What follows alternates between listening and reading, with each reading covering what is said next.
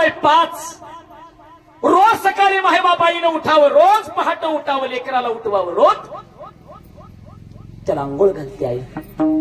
Brush करता येत नाही त्याला, स्वतःच्या बोटानं त्याचं दात घासते.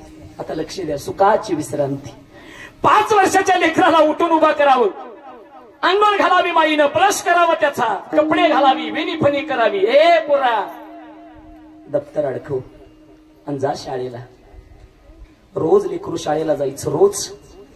पण एक दिवशी कर्मधर्म संयोगानं रोज पहाटे उठणारी आई एक दिवशी उठलीच नाही हो. निरोप घेतला आणि देवाच्या घरी गेली आई. 5 वर्षाचं पोरग. रोज आई उठवायचं तेव्हा उठून बसायचं, रोज आईनं आंघोळ घालावी तेव्हा आंघोळ करायचं, रोज आईनं कपडे घालावे तेव्हा कपडे घालायचं, रोज आईनं शाळेत सोडावं तेव्हा शाळेला जायचं. सकाळच्या 7 वाजल्या तरी लेकरू उठना. आई तरी गेली, मायबाप सगळं सोडून. घराच्या समोर गर्दी झाली.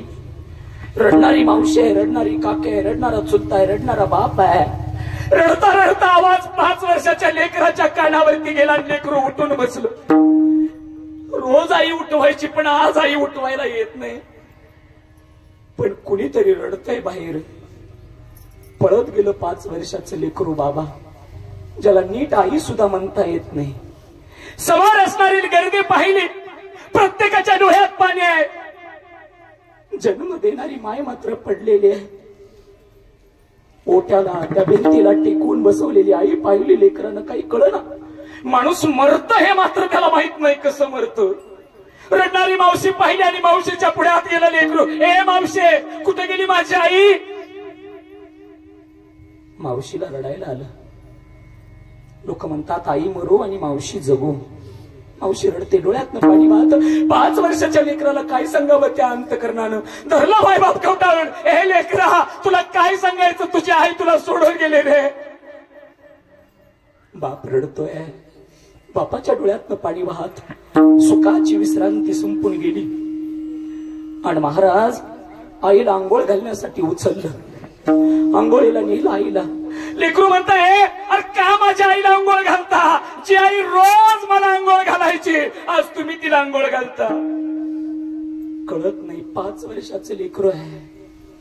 आंघोळ घातली आणि सौभाग्याचा चुडा आणला घालायला माईला. पोरग म्हणतं, रोज आई माझा मेकअप करायची, पण आज आईचा मेकअप का करता? आईचा मेकअप कशासाठी करता माय बाप? कपडे घातले, आईला ताटीवरती झोपवली, उचललं माय बाप.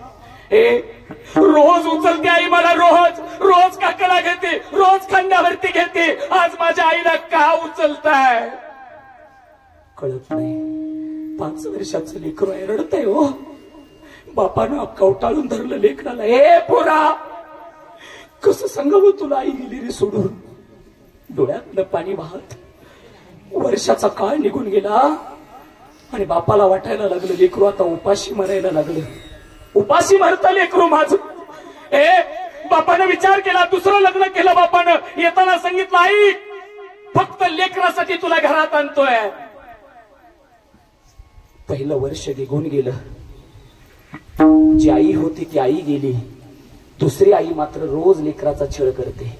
तिला लेकरू झाल्यावरती ऐक, रोज सकाळी उठावं, चाललोट करावी. बाप आहे तोपर्यंत गोड बोलावं. बाप गेला की सगळी कामं ते लेकरू करायचं. 6 वर्षाचं.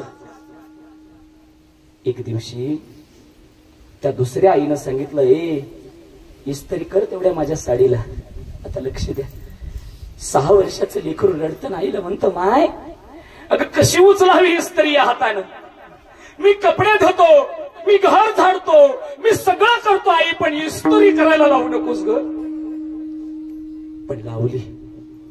साडीला इस्त्री करता करता हातातली इस्त्री साडीवरती पडली मायबाप, आणि साडी जळून गेली. तळपायाच्या आग मस्तकाला गेली. पळत आली दुसरी आई. मारलं लेकराला.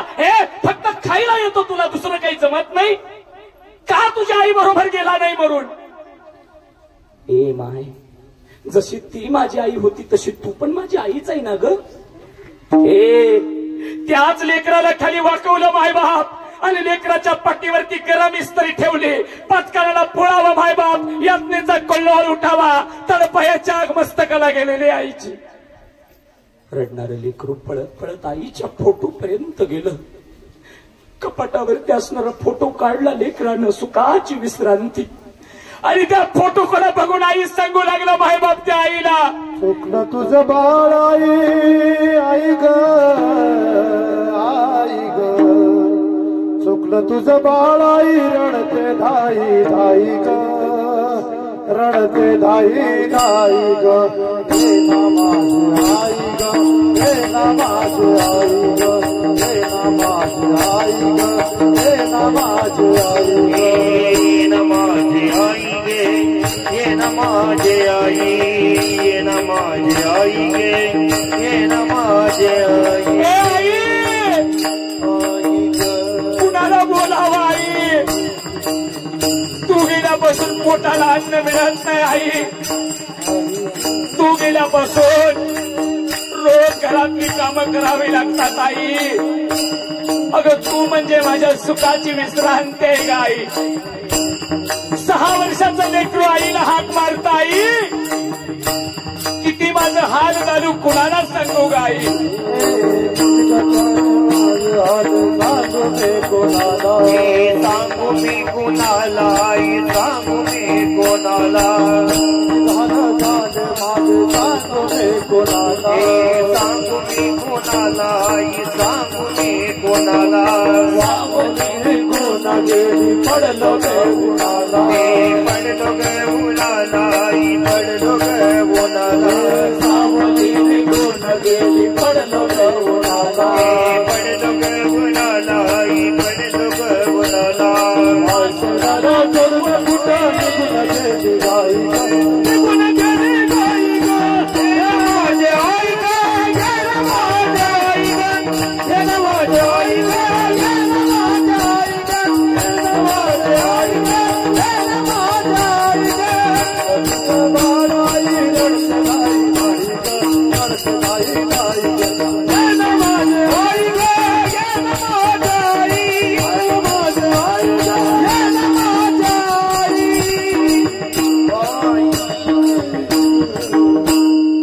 तुकोबा सांगतात अरे सुखाची विश्रांती उमटे मातेची या चित्ती. जन्म देणाऱ्या आईच्या चित्तामध्ये सदैव लेकरू असतं मायबाप. वाक्य सांगू एक 80 वर्षाची तुमची आई असू द्या, 80 वर्षाची, तेवढंच तुमच्यावरती प्रेम करते जेवढे तुम्ही जन्मला होता तेवढेच. मग तुमचं 60 वय असू दे, तुमचं 50 असू दे, जिच्या प्रेमामध्ये कधी बदल होत नाही तिला आई म्हणतात.